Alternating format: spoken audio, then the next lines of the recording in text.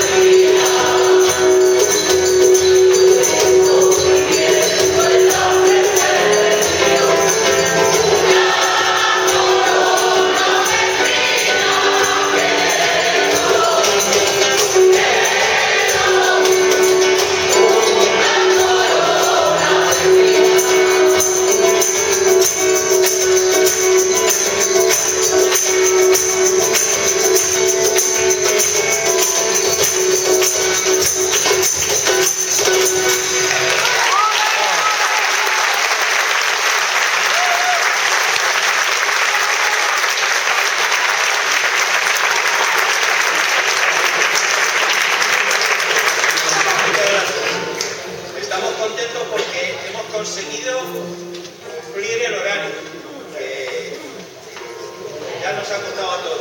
Tenemos que hacer un esfuerzo de agilidad entre bambalinas que cualquier otro.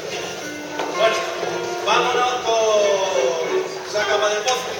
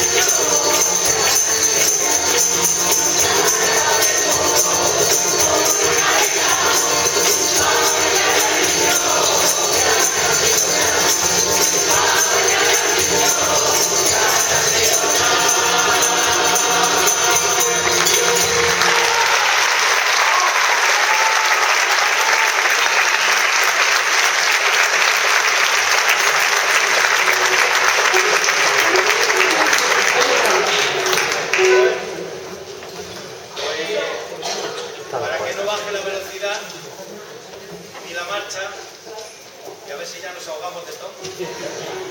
Vamos a hacer un villancico por sevillana. Se llama Una de Flores. Y todo el que la sepa, que por ahí hay gente que se la sabe, que por favor la cante con nosotros. ¡Vámonos!